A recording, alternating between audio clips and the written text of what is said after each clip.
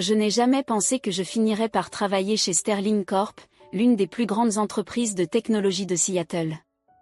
Ayant grandi dans une petite ville de l'Idaho, élevée par une mère célibataire qui travaillait à 2 emplois, la vie en entreprise semblait un rêve lointain. Mais me voilà, Sarah Collins, 26 ans, assise à mon bureau au 47e étage de Sterling Tower. Enfin, techniquement, c'était un cubicle, un tout petit cubicle. Et Collins, où est le rapport Johnson ? Je sursautais à la voix tranchante de Diana Pierce, ma supérieure immédiate et tortionnaire personnelle depuis 1 an. Elle se tenait à l'entrée de mon cubicle, ses talons de créateur frappant l'air d'impatience, ses cheveux blonds parfaitement coiffés en un chignon sévère.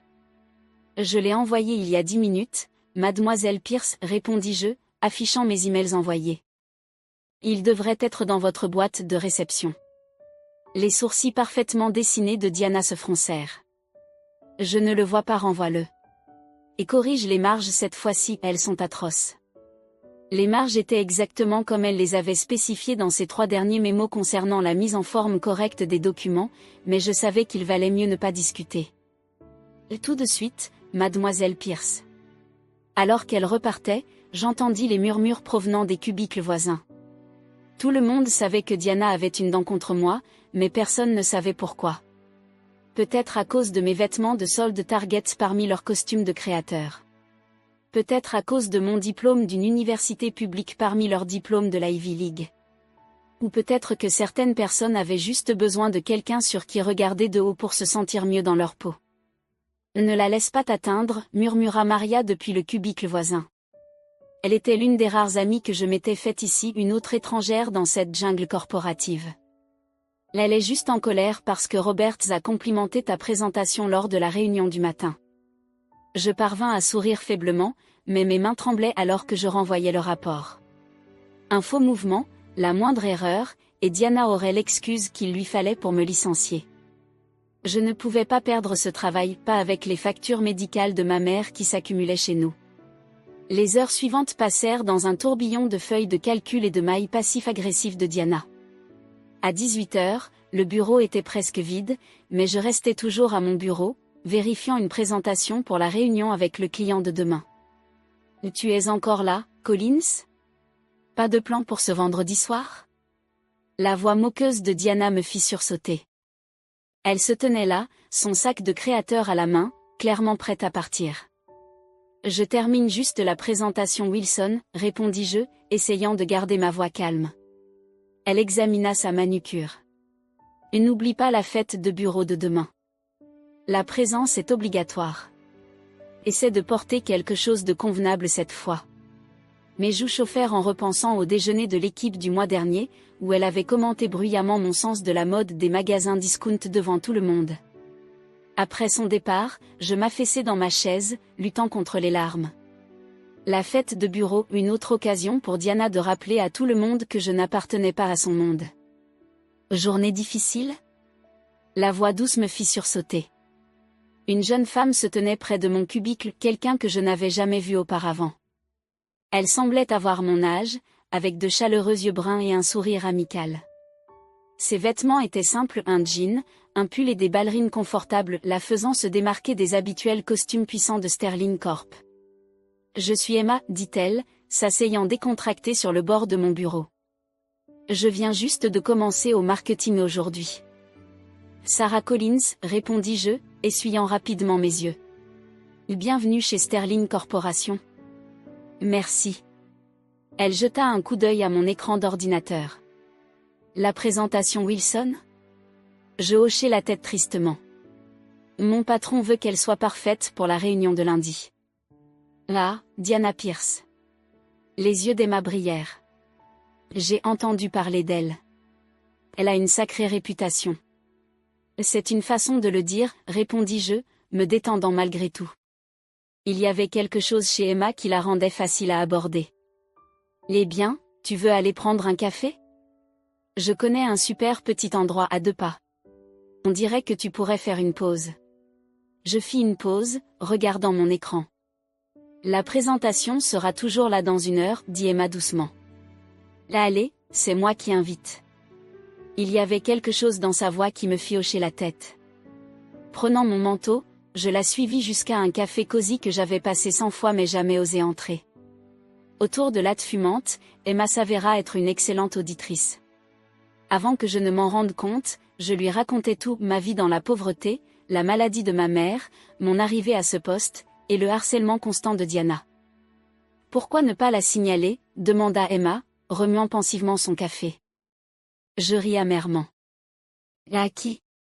Elle est intouchable. Son père joue au golf avec la moitié des membres du conseil. De plus, j'ai besoin de ce travail. » Les yeux d'Emma se plissèrent légèrement. « Personne n'est intouchable, Sarah.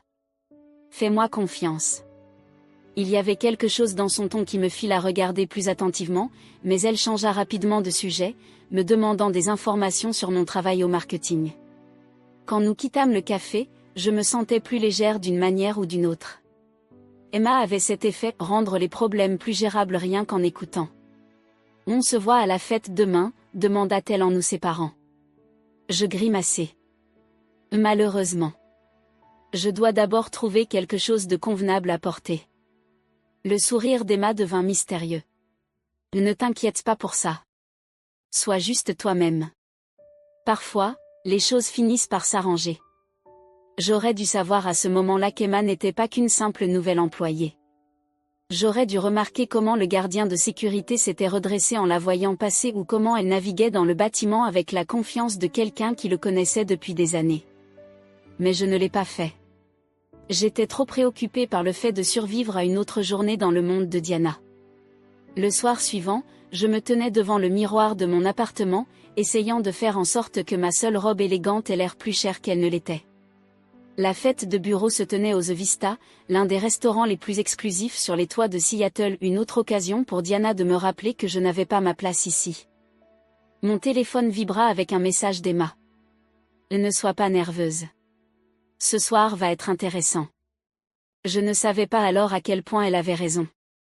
Je ne savais pas qu'en quelques heures, tout allait changer, et que Diana Pierce allait apprendre une leçon très coûteuse sur le fait de juger les gens. Le restaurant The Vista sur le toit me coupa le souffle. Des fenêtres du sol au plafond offraient une vue imprenable sur la ligne d'horizon de Seattle, des lustres en cristal brillaient au-dessus, et le champagne coulait à flots parmi la foule bien habillée. Je me sentais douloureusement hors de place dans ma simple petite robe noire de l'année dernière, achetée en solde. « Eh bien, la voix de Diana suintait le mépris. « Tu es venu, Collins. Et dans la même robe que celle que tu as portée à la fête de Noël de l'année dernière.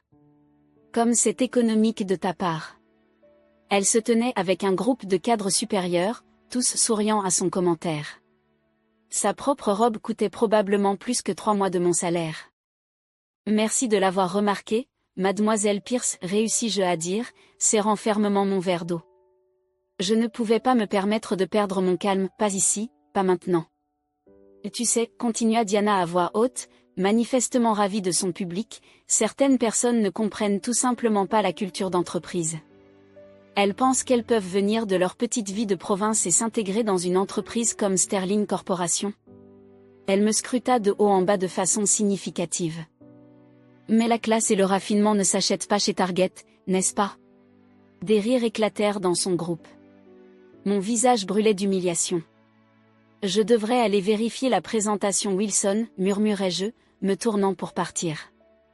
Oh oui, retourne vite dans ton petit cubicle, lança Diana après moi. C'est là que les gens pauvres comme toi appartiennent, pas ici, parmi de véritables professionnels. J'étais presque arrivée à l'ascenseur lorsqu'une voix familière m'arrêta. Tu pars si tôt? Emma était là, mais pas dans les vêtements décontractés que je lui avais vu porter hier. Ce soir, elle portait une superbe robe rouge de créateur qui faisait paraître ma simple robe noire comme un chiffon. Pourtant, d'une manière ou d'une autre, son sourire chaleureux était exactement le même.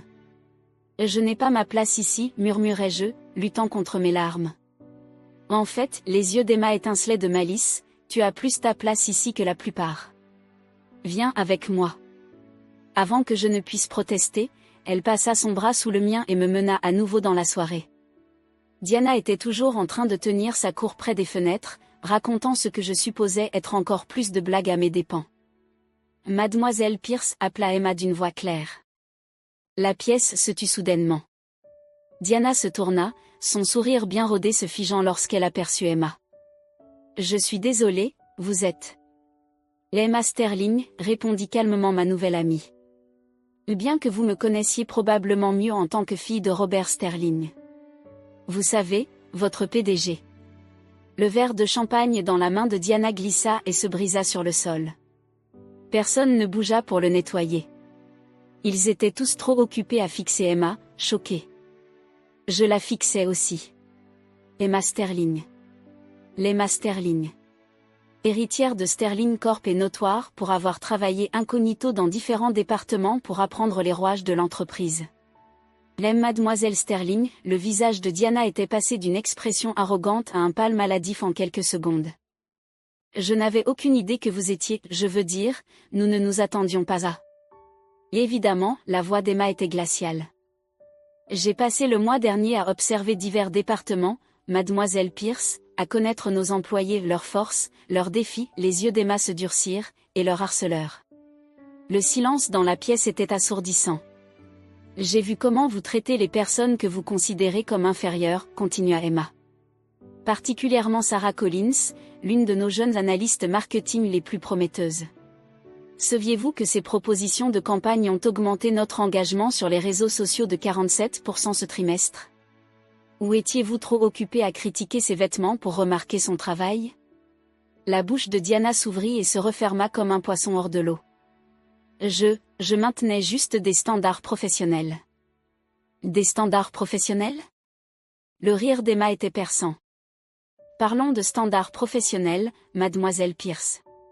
Comme utiliser les ressources de l'entreprise pour planifier vos vacances personnelles. Ou prendre crédit pour le travail de vos subordonnés. Ou le fait que les copains de golf de votre père au conseil d'administration ne peuvent plus vous protéger parce qu'ils sont tous partis à la retraite le mois dernier. La couleur disparut complètement du visage de Diana. Vos services à Sterling Corp ne sont plus nécessaires, déclara Emma d'un ton plat. La sécurité vous escortera pour vider votre bureau. Votre remplaçante commence lundi. Elle marqua une pause, puis ajouta avec une touche de satisfaction, je crois que vous la connaissez, Sarah Collins. Ma tête tourna. Que se passait-il? Vous ne pouvez pas faire ça, bafouilla Diana. Mon père. Votre père a déjà accepté votre licenciement lorsque je lui ai montré les preuves, coupa Emma. Il était assez embarrassé, en fait. Maintenant, je crois que la sécurité vous attend. 2 agents de sécurité apparurent comme par magie. Diana regarda autour d'elle, mais ses anciens flatteurs étaient soudainement très intéressés par leurs chaussures. Alors que Diana était emmenée, Emma se tourna vers la foule, toujours sous le choc. Le succès de Sterling Corp a été construit sur l'innovation, l'intégrité et le respect des gens. Quiconque ne peut pas embrasser ces valeurs devrait suivre l'exemple de Mademoiselle Pierce et partir maintenant. La pièce se vida rapidement, ne laissant que Emma et moi. Tu as planifié ça, parvins-je à dire enfin. Emma sourit. Je travaille en sous-main dans différents départements depuis 6 mois, évaluant notre culture d'entreprise. Diana Pierce n'était pas la seule manager toxique que nous avons trouvée, mais elle était de loin la pire. Elle serra ma main. Ta promotion est réelle, au fait. Ton travail a attiré mon attention il y a des semaines, avant même que je te rencontre. Mais pourquoi? Je désignais tout autour de moi, impuissante. Parce que le talent et le travail acharné comptent plus que les étiquettes de créateur, dit fermement Emma. Parce que j'ai grandi en voyant des gens comme Diana Pierce rendre la vie misérable à des gens comme toi. Parce que Sterling Corp a besoin de leaders qui élèvent les autres, pas qui les rabaissent. Les larmes coulèrent sur mes joues. Merci, murmurai-je. Ne me remercie pas encore, rit Emma. Attends de voir ton nouveau bureau et ton nouveau salaire. Elle passa de nouveau son bras sous le mien. Allez, sortons d'ici. Ce petit café est encore ouvert, et je pense que ça mérite une célébration. En quittant le Vista, je ne pus m'empêcher de sourire devant l'ironie. Diana avait eu raison sur une chose, je n'avais pas ma place dans son monde de harcèlement mesquin et d'ascension sociale. Je trouvais ma place dans quelque chose de bien meilleur. 3 mois plus tard, la dernière campagne de mon équipe marketing remportait un prix de l'industrie. Je l'acceptais en portant une robe de chez Target, debout à côté d'Emma dans sa robe de créateur. Nous sourions toutes les deux pour les caméras, ignorant les murmures sur ma tenue inappropriée, parce que nous savions quelque chose que les murmures ne savaient pas. Le succès ne dépend pas d'où viennent vos vêtements ou de qui connaissent vos parents. Il dépend de ce que vous apportez à la table. Quant à Diana? La dernière fois que j'ai entendu parler d'elle, elle travaillait dans une petite entreprise à Tacoma. Apparemment, les connexions de golf de son père n'étaient plus aussi utiles qu'avant. Emma et moi nous retrouvons toujours dans ce petit café chaque semaine, planifiant l'avenir de Sterling Corp autour de latte. Elle est toujours la même personne qui s'était assise sur mon bureau ce vendredi soir, gentille, authentique et totalement indifférente aux étiquettes de créateur. Et moi? Je fais toujours mes courses chez Target. Mais maintenant, je le fais depuis mon bureau au coin de l'office, au 50e étage. Parfois, la vie a une façon de mettre les harceleurs à leur place. Parfois, il suffit d'une seule personne prête à dire assez. Et parfois, juste parfois, la personne que vous pensez être simplement un collègue sympa se révèle être exactement celle qu'il vous fallait à vos côtés tout ce temps.